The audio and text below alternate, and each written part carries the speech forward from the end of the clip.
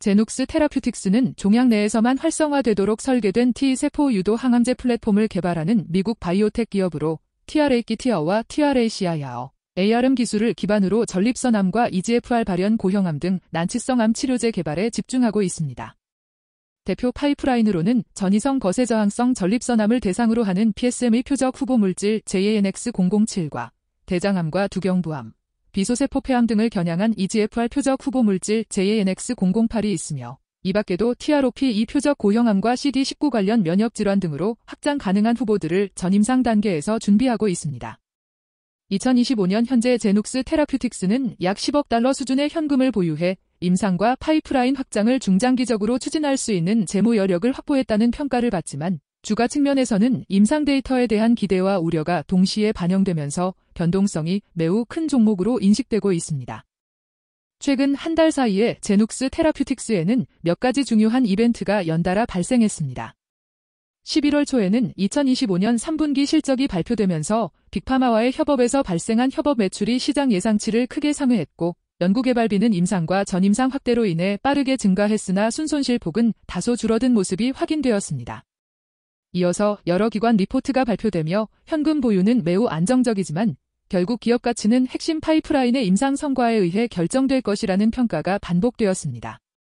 11월 말에는 전이성 거세 저항성 전립선암 대상 JANX007 임상 일상 업데이트가 12월 초에 공개될 것이라는 예고가 있었고 실제로 12월 초 발표에서 부분간의 비율과 무진행 생존 기간 등이 공개되었으나 시장의 기대치를 충족시키지 못했다는 해석이 우세해 발표 직후 주가가 하루 만에 40% 이상 급락하는 등 극단적인 부정적 반응이 나타났습니다. 제눅스 테라퓨틱스의 2025년 3분기 재무구조를 보면 매출은 대부분 빅파마와의 기술 제휴와 마일스톤 유입에서 발생하는 협업 매출로 구성되어 있으며 상업화된 제품 매출은 아직 없는 상태입니다. 연구개발비는 1년 전과 비교해 크게 증가했는데 이는 JANX007과 JANX008 같은 임상 파이프라인과 다수의 전임상 프로그램을 동시에 추진하고 있기 때문입니다.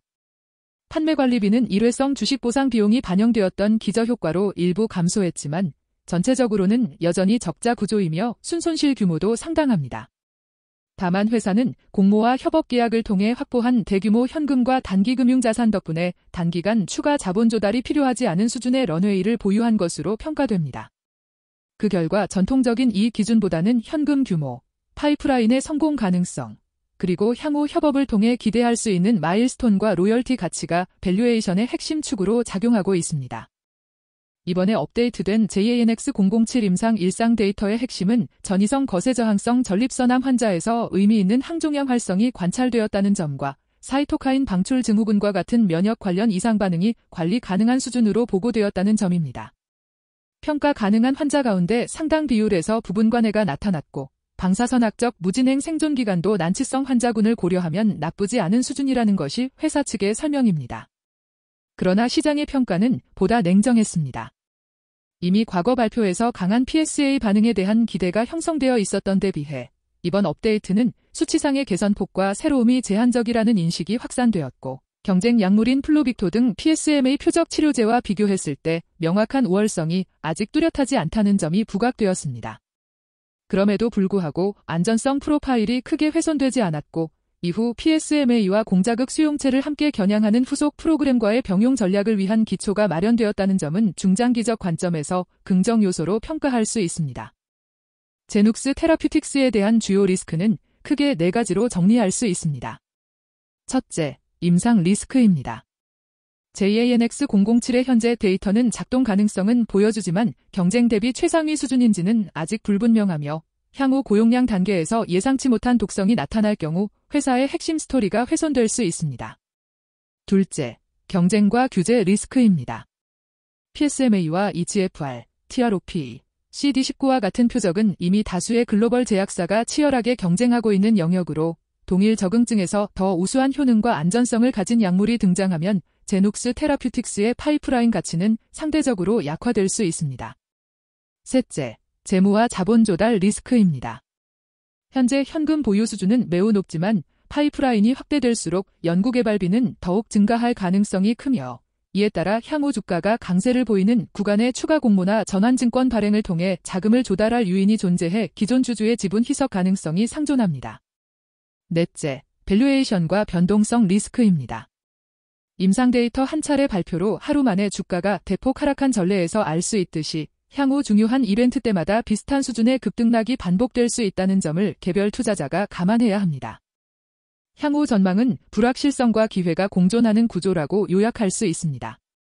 낙관적인 시나리오에서는 향후 JANX007의 추가 임상 결과에서 기존 치료제와 비슷하거나 우월한 반응률과 무진행 생존 기간이 확인되고 EGFR과 TROP2를 겨냥한 다른 후보물질에서도 의미 있는 효능과 관리 가능한 안전성이 입증되며 빅파마와의 협업이 확대되고 마일스톤과 로열티 기대치가 상향될 수 있습니다.